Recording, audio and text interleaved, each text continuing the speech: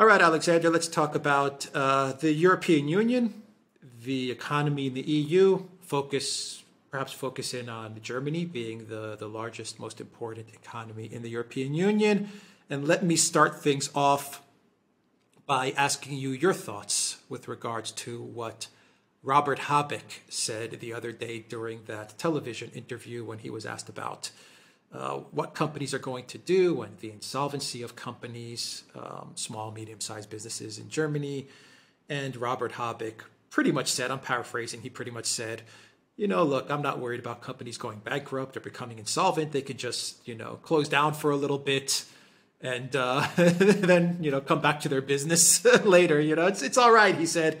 I'm not worried about insolvency. Companies, if they don't sell anything or they're not making money, they can just, take a pause and come back. And, he was saying stuff like that. And it caused quite a panic and an uproar in Germany, and rightly so, given the fact that Robert Habeck is, I call him the minister of everything in Germany. It seems like he's the vice chancellor, he's the minister of energy and of this and of that. I mean, jack of all trades, master of nothing.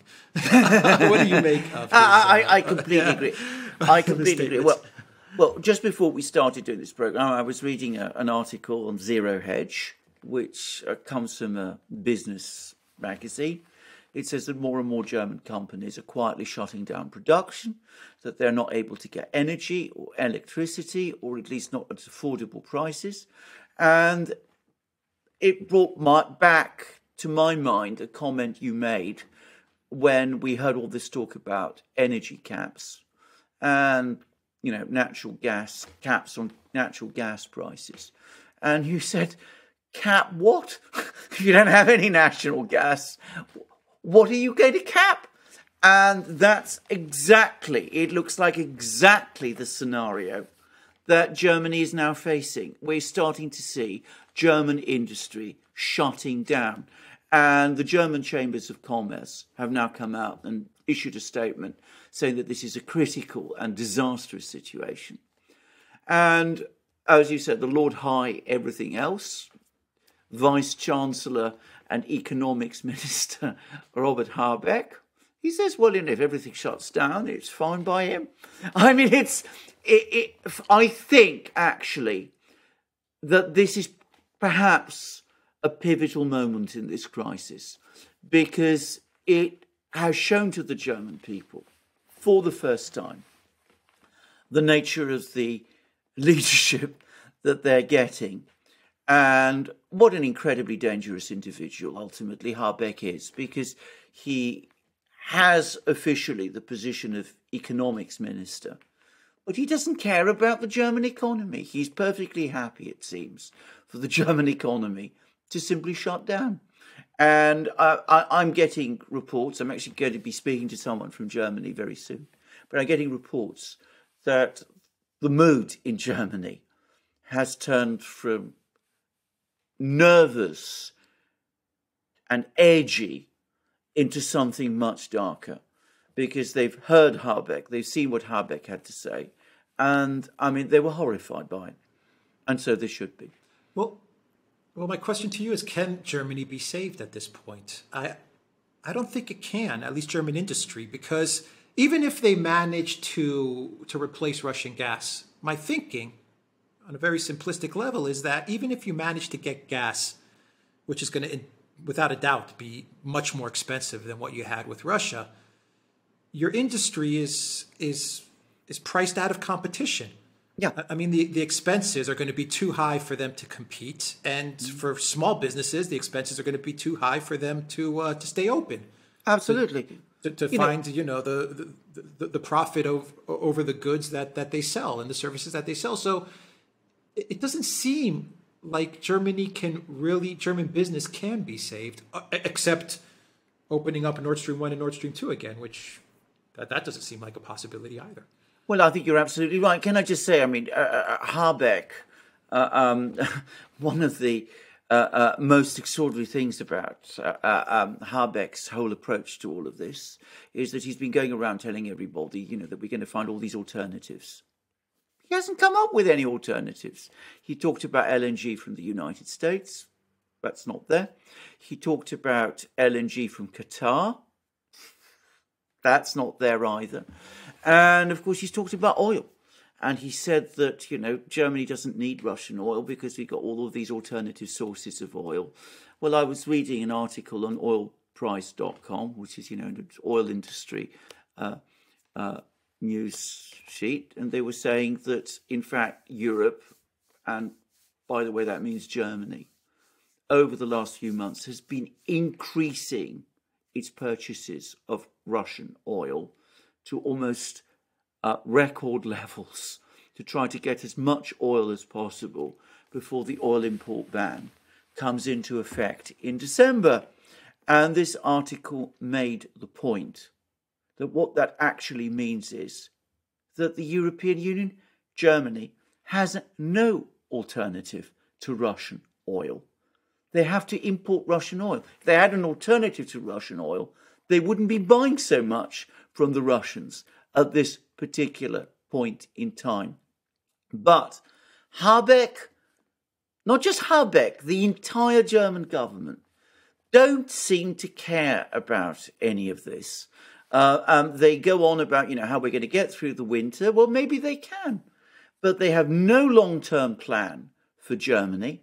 And your point that Germany is going to be priced out of markets because from now on, its industries are going to be uncompetitive because they're going to be paying premium prices for their energy, whereas before they were paying discounted prices for their energy.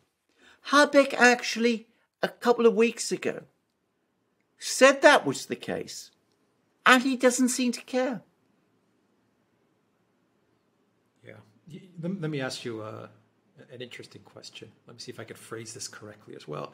Habeck reminds me of like the villain that you see in movies who believes that if they cause a certain amount of destruction, it'll actually benefit the world. Like something like Thanos in the Marvel comic books or something like, I'm going to wipe out half the planet in order to save the planet, in order to save, civilization. And when he snaps his finger, it's done. I can't take it back. And everyone is like, I can't believe what you did, but I've done it. People are shocked. I've done it. I've done what needed to be done in order to save the planet. I've caused a tremendous amount of destruction right now in the near term. But in my mind, I did it for the betterment of Germany, of society in 10 to 20 years. And everyone's kind of saying, I can't believe you did this, but you can't take it back now. I feel like Habeck has pushed that button. Yeah. He snapped his fingers and he said, it's done. Yeah. I jerked you guys around for 6 months. I'm going to Qatar. I'm doing this. Don't worry. I feel like it was all part of him just jerking everybody around, playing everybody for fools until he got to the point where it's like, what's done is done, everybody. It's over. We're on this path now. That's it. There's no turning back. We're on this green, sustainable, renewable utopia path that, me and Annalena have been talking about for so many decades. It's over. Do you get that sense? Absolutely. Listening to him during that interview, you get that sense that it's like, it's done. It's over. Absolutely. I absolutely think that. I have to say, I share your complete cynicism about this. I think he knew perfectly well when he went to Qatar that he hadn't had any deals for LNG. I think he knew perfectly well when he went to the US, or rather when, Ursula went to the US and all those deals were done with the US, that there wasn't going to be LNG. I think he knows perfectly well what the situation is with oil. But what he has managed is he's now locked Germany in to a situation where it is going to deindustrialize and go for alternative fuels, because that's the utopia that he aims for.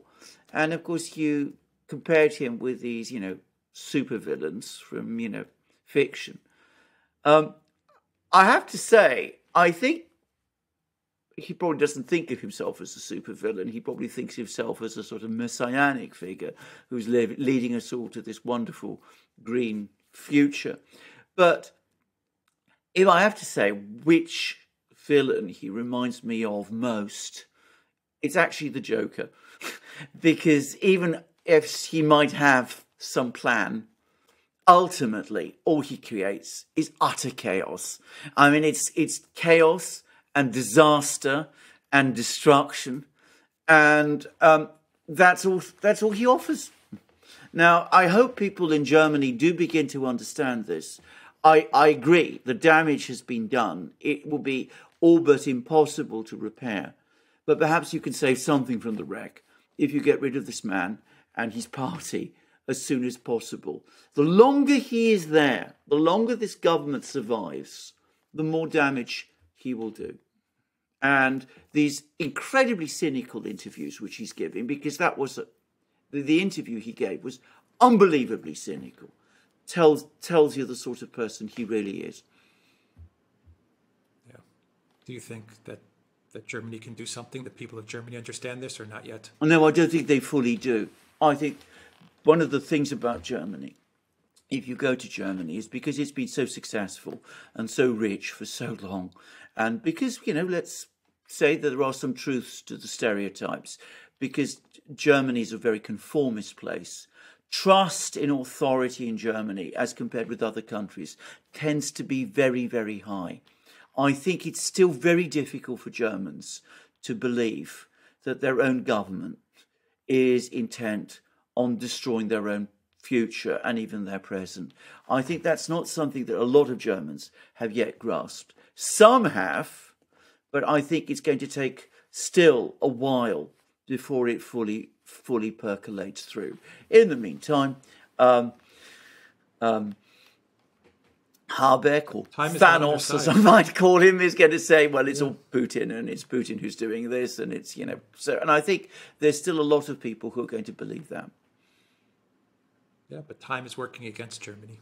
Yeah, it is, absolutely. Every day is critical. Every day is critical. You're absolutely right. All right. Well, they'll leave it there, the Duran.locals.com, and go to the Duran shop. 10% off. Use the code GOOD DAY. Take care.